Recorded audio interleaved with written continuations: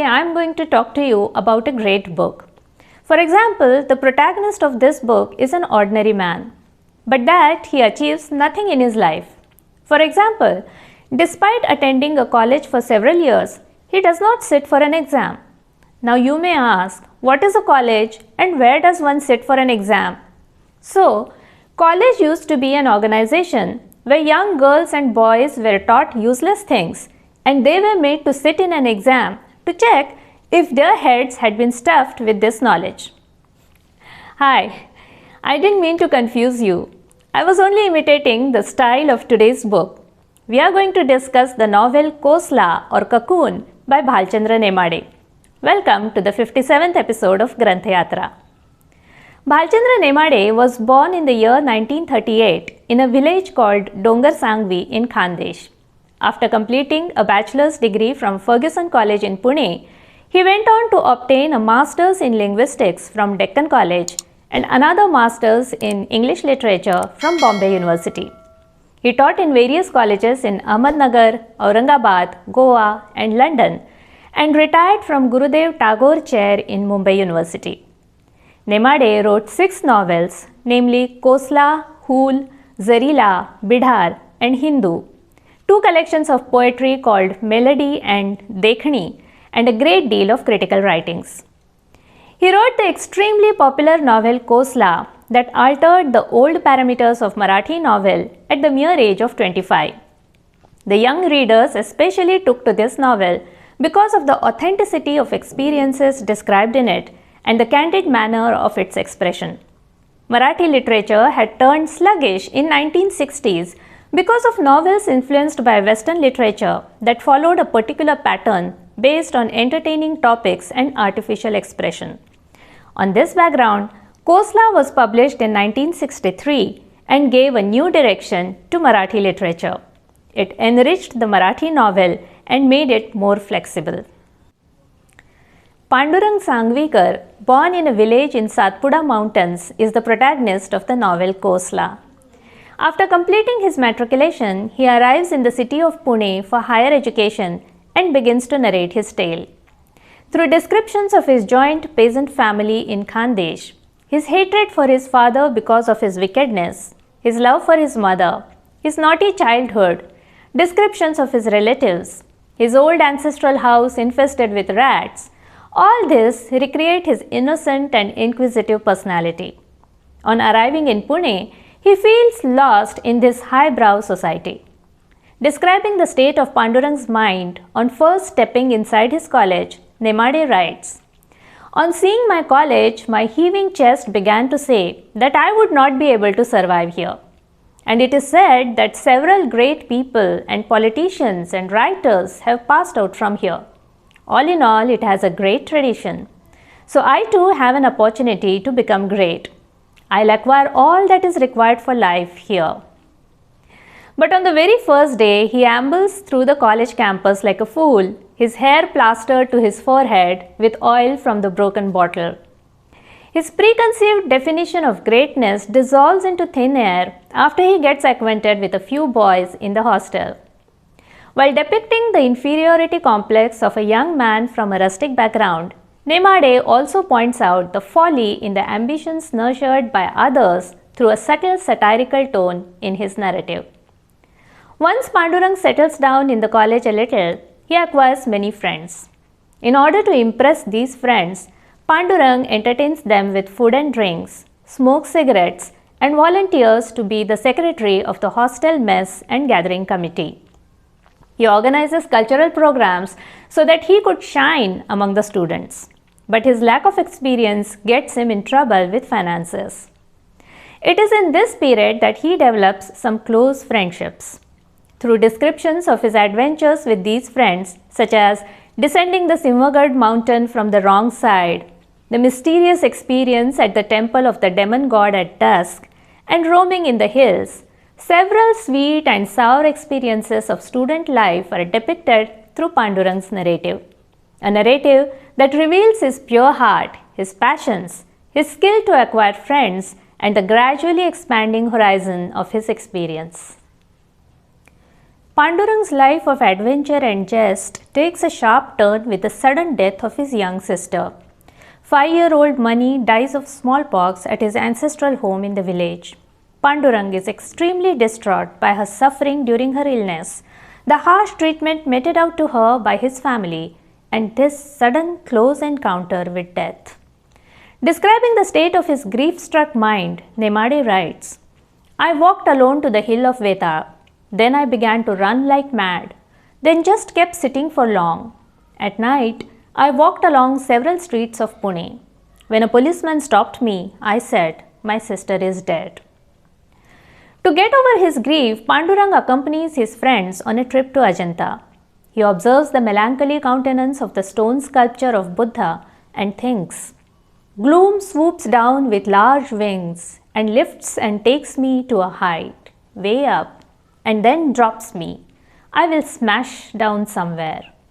This statue in the front, this sorrow on his face is immeasurable, can never be gauged. This huge and tiny grief cannot be plucked with fingers. The circling grief. One needs one's own handful of sorrow to absorb grief. My grief, as big as a shell, is incapable of gauging this sorrow, as vast as a desert. My circumscribed sorrows. How can I look at the face through this narrow slit? I collapse in the sorrow of that stone face. The circumference of my grief cannot be weighed. Pandurang realizes that his little sister obliterated all the strokes of her life here when she left, except the pain before her departure that will remain etched in his memory. This realization brings a sudden maturity to him. The reader can feel a change in Pandurang's life and his attitude towards life after this incident. At his village, his father gets their old house demolished and builds a new one in its place. The relations between the father and the son also undergo a change. Pandurang's father no longer criticizes him over petty things. Pandurang returns home for 3 months during the holidays, but soon gets tired of the village. He finds the villagers uneducated, selfish, and regressive. He begins to think deeply about the philosophy of life. Gradually, he begins to get frustrated with the hollowness of the system of education, the politics at his college, and the selfish professors. He begins to think about the fundamental nature of human existence. Someone has thrown us here carelessly from above and told us to live here on rent. This body is rented and a receipt issued for 100 years. If you mess up, you will have to vacate this house early. Then Pandurang begins to study in earnest. He also reads a lot outside of his syllabus.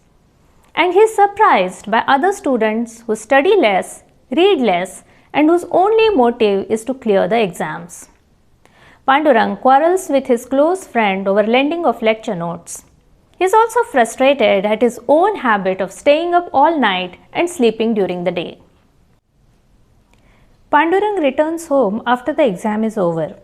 He is unable to pass the exam because of his casual attitude and has to spend another year at the hostel. He spends this year in a depressed state of mind. Instead of providing a consistent account of this year in Pandurang's life, Nemade simply provides a few pages from his diary. For example, look at this entry from July 4. I carve out just enough time for myself. Every moment has sculptures of my image, right from the time they were etched on the roof while I lay in the crib. The whole sentences of the stone inscriptions faded in sequence. That's how I articulated. What I said turned into sticks and hit me on the back. The millionaires who won were the others. I was always at a loss.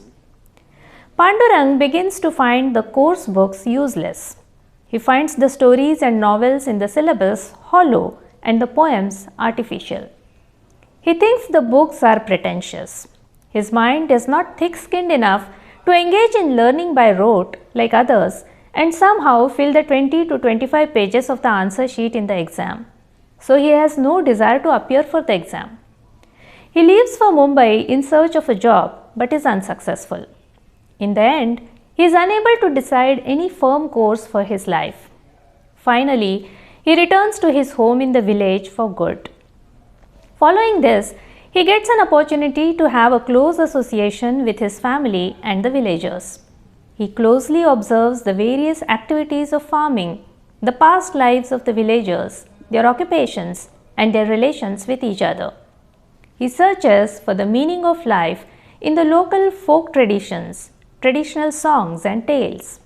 Nemade writes, "The only novel thing is death. It is so fresh and new that as soon as it is experienced, the one who experiences it is destroyed. Perhaps that is the reason for its novelty. There are only two real things that happen in a person's life: birth and death. Of these, a person never experiences birth. That leaves only one thing. That is the only thing that happens. One doesn't kill anyone else while dying. One dies oneself. That is the most novel thing." Yet, Pandurang is not happy with the life in the village. He thinks such a life is the life of an animal. However, gradually he surrenders to the circumstances.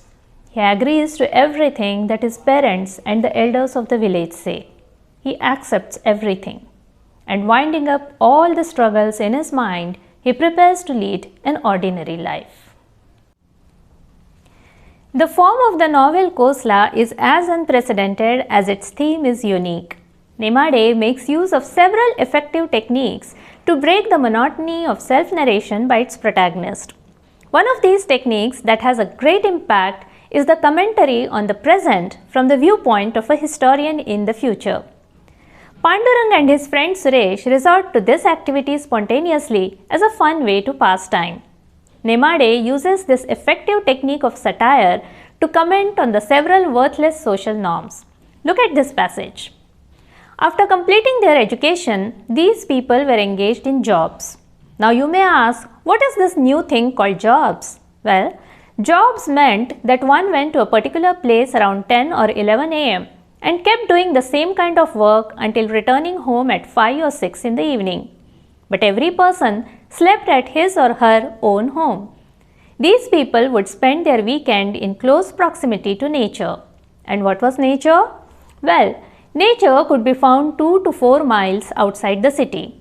Mostly, poets roamed around in nature. This novel that broke the mold of tradition, both in terms of content and form, brought about a revolution in Marathi literature. Today, we have with us none other than the author of this novel and recipient of Jnanpith Award, Bhalchandra Nemade. A very warm welcome to the platform of Granthyatra. Today, we are talking about your novel Kosla. So, It's a pleasure. Thank you, sir. You completed this novel, writing of this novel by writing continuously over a period of 1 or 2 weeks. But before that, did you have any structure for this novel in your mind? What I mean is, had you ever thought that if I write a novel, I would write it like this, or at least I would not write in this particular manner? Did you have any such plans? I don't think there was a fixed plan because there was no time even to plan the plan. That was the problem. I was just forced to write it in a very short period because, I gave up my learning and education and all that, and I came back to my village. And the circumstances in which I had to write it were very trying. Because I was not accepted in my family, which was in farmer's family, and they wanted at least me to give up this tedious kind of lifestyle and become a white-collar person. That was the general, epidemic of those days, to send a child to a white-collar job. That is unfortunate, but I had to face it. And so when I returned home thinking I wouldn't do anything more, my parents literally drove me out of the house. And so in that period, I couldn't go anywhere. I had no degree. I didn't know anything. And so I had to spend those days in a very traumatic situation. In that period, my publisher very much knew me. He has heard me and so on. He knew my writings in the little magazines and he was very much impressed. But I was very critical of his writers, the great writers of the period in Marathi, the epoch-making writers like Khandekar and Phadke and Madkolkar. We were very much against the values of these writers. They were pseudo-realistic and so on. And I used to be I was particularly, banned as a very pungent sort of critic, and therefore a publisher who probably smelled something in me wanted that I should write something, and on a challenge I accepted to write it. He said, I will write the kind of novel you want in 15 days. And he said, you just write it and I will print as it is. So I had to somehow complete that, unwanted kind of ordeal. And I concentrated only on that. Fortunately, the whole life was before me because I had no other thing to do. Day and night, I was just abandoned by my family. And so I would write in a storeroom at the end of the, animal house we had, where we used to keep animals. I had to write in that sort of a room. And it was very quiet all the time. Naturally, the entire life came before me, right from my childhood to the failures I had in the universities and in Mumbai and Pune and so on. And then naturally, therefore, I was left to myself. And then the structure came on itself to my mind. Particularly, my own experiences were before me, and I was of the opinion, even in my critical writing in those days, I had done a lot of critical writing in little magazines.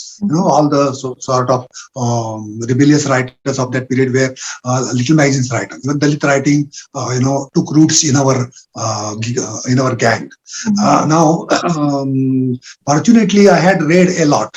Because I had read in various subjects. I have been changing subjects because I didn't get marks in any good examination. So I would change it and I used to study hard. And people did not like what I perhaps thought, but they did not even fail me. If they had failed me, I would have returned home earlier.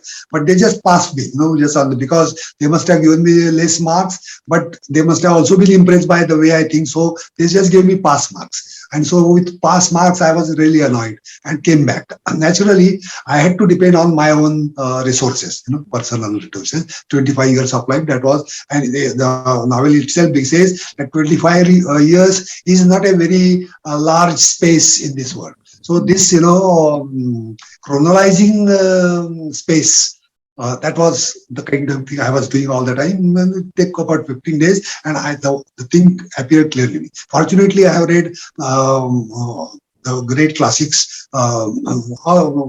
very common in those days, existentialists and Camus and Sartre and Dostoevsky, and read big works. Naturally, they were with me all the time. And I was also brought up on the oral tradition of my village.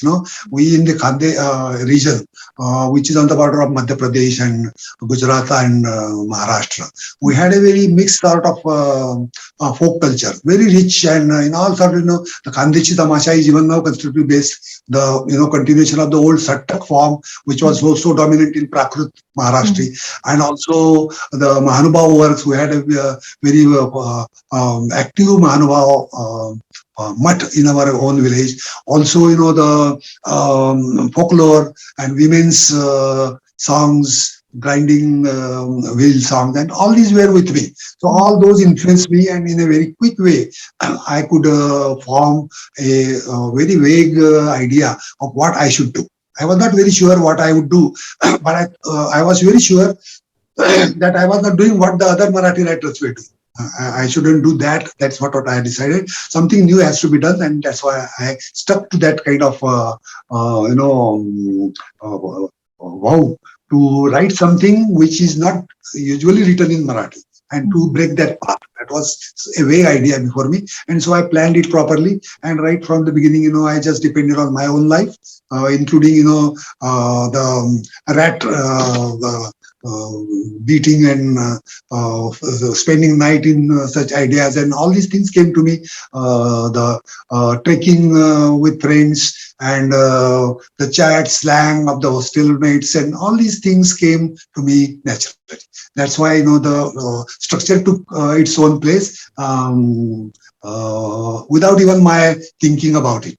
Later, when I started writing, it went on and on until I finished it. That's This wonderful confluence of your own inspiration and the tradition is very, very obvious in the novel. A very fresh look at the writing. But in this novel, you have also done a lot of experimentation in the technique of writing. And this novel is often compared to some of the great novels of the Western tradition, like J.D. Salinger's Catcher in the Rye or Tristram Shandy by Lawrence Stern. So when you did these experimentation, do you think you were able to achieve the kind of impact that you wanted to achieve with these techniques? Yes, not exactly the kind of modern writing only, but the old, ancient, new, the medieval bakhars in Marathi, all the kind of prose that I had read, as a student of Marathi at BA. I had read all that, Mahanubhav works and Warkari works, and also the kind of neglected part of literature, that also came to me.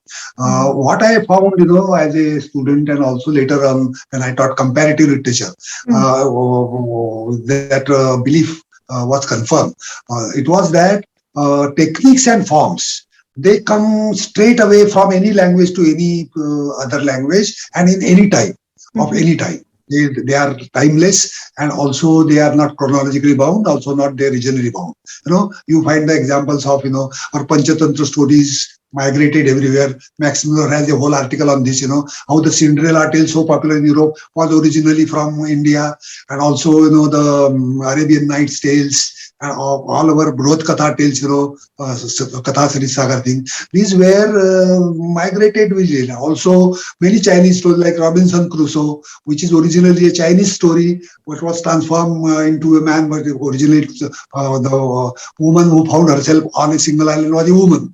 But now Robinson Crusoe became a man out of that. All these things, ultimately the form is the same. The techniques and forms, I think, are what you call eternal and absolute. And they don't need any particular time or pace or even conscious effort, because they just appeal to you and you do it. And one more important thing is, I have experienced that if you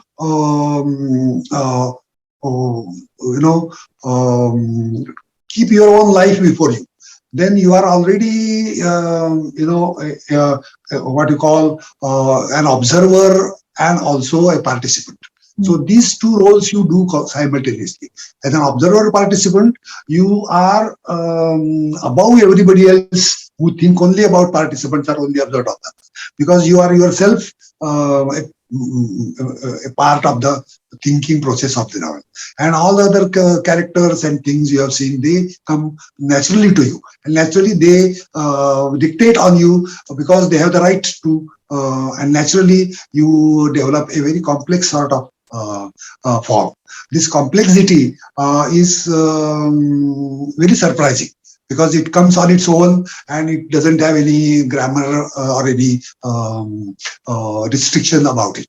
That's what I found when I experimented all these techniques. So I experimented with dreams, then I experimented with the diary writing, letter writing, then anecdotes, and then also the cross-cultural activities, the chronological humors, like the 90th century people imagining about the 20th century people, how stupid the 20th century people were there, criticizing yourself actually through some other's eyes. These techniques come to you naturally. And that's why I was very fortunate that in 15 days time, I could finish off everything before any other influences could come into way and disturb it. So it was a very undisturbed sort of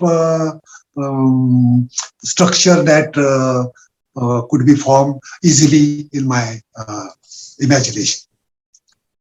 It's been 60 years since this novel was written, and yet it continues to impress readers from several strata of society, from all age groups. And I think the reason for that is because you are able to capture this feeling of being an outsider very effectively in this novel. What are some of the prominent reactions from your readers in this aspect? You see, many readers of many various types, especially when I wrote, they were dominant people in their octogenarian stage.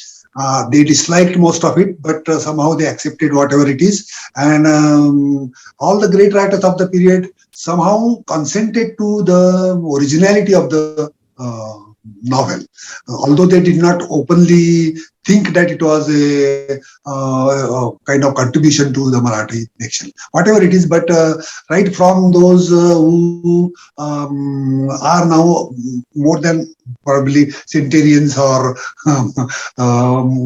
people of my generation who are octogenarians, and right up to the teenagers now, they have a very mixed and various types of reactions, and I find they are all encouraging because they find there is something very innocent about the protagonist. And the narratologist, I mean the narrator, I myself remain behind it, but the narrator seems to be very close to the protagonist. And naturally, there is very little gap between the narrator and the protagonist, and also between the protagonist's life and the narrator's life. And therefore, you could easily talk about the language, about the phrases, physiology, the fun they were doing, slang, and all the experiments were very original, especially the morality of the protagonist is even now appreciated by all types of people. When the hotel boys suddenly meet me and they embrace me, it is available, in about 10 Indian languages. Naturally, wherever I go, the moment they think that I am the writer, they feel very at home with me and they share their personal lives with me. That is a great advantage for a writer because you know your reader very well. And when you write your next novel, you write for these people and you don't cheat them. Usually, the writers have a habit, including American and British writers, you must have seen.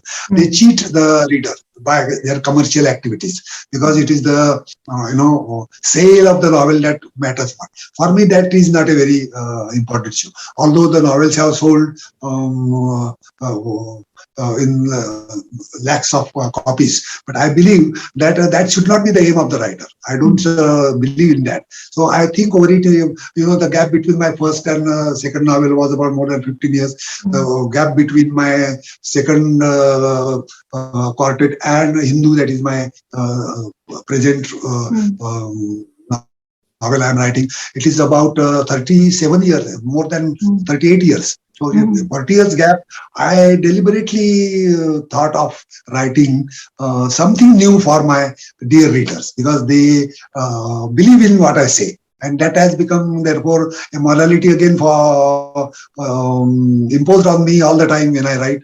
That is a good advantage. And in a Marathi culture of what you call give and take, which is so easy, you immediately know what people feel, and therefore you plan properly your next writing. That has been a great advantage to me all these days. And this novel's protagonist is a young man, and if you look at today's youth, they have so many additional distractions in their life, whether it is entertainment or gaining knowledge, sources of knowledge, or doing various other extracurricular activities. They have far many options than the youth of 1960s. On this background, do you think today's youth is still equally disoriented, still equally alienated from their background as compared to the protagonist of your novel? Yes, the new generation, particularly those who are the teenagers now, around in the 20s, and when we were teenagers, I feel a very major and very clear sort of distinction. That is the Indian society has become more degraded and more corrupt. And the political system is particularly ridiculously corrupt, and therefore the young generation really is incapable of planning anything, because even for their planning, they need the help of somebody, who is corrupt. And therefore, even for an appointment to a lecturership, you require about 40 lakhs rupees to be paid to the management, which is the black money. And so the black money is increasing in the society. This is the problem we never faced. We stuck to our values, and I left many colleges myself, personally, and also my hero doesn't believe in the kind of continuity and so on. But that was a different kind of society. At least there were some values because of the Gandhian influence, whatever it is, and particularly in my area, we had a very strong, Sane Guruji and all these were supposed to be very dominant writers, and I still believe that Sane Guruji is one of the best writers in Marathi. I regard him as an ideal one. For those people, values were very important. What is happening now is that innocence is helpless, totally. It has been a general observation all through history. Innocence has always been weak, and it would never fight successfully with vice. Everywhere vice has been winning all the time. This is the tragedy of our civilization, let us say a dilemma. And I think the young generation is facing this problem very acutely. At every step they have to face these problems, and they really can't really come to terms with it. But I'm sure they are influenced by the proper morality, which I also believe in. And so whoever reads Kosla and my other novels, they believe that the moral point of view is still worth holding. And I meet in my letters which come to me, they clearly confess that although they are disabled to do much work, they are always very close to the moral view which I was also holding. And that is usually to live morally. To live morally in your own way. You decide your own moral, but there has to be some particular point of view which has to be supreme. And that is what most people believe. I think they will find out a way, because to live is the right, and that right could not be denied. So how to live properly, the new generation will find out. And naturally, with growing literacy, I think there will be more readers for me, and there will be more give and take, and more debates, and there will be a proper way out of this situation. That's such a positive message and a message of hope for our viewers.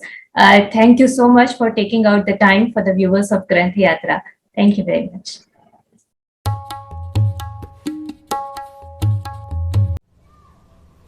If you haven't read this exceptional novel Kosla, do read it now.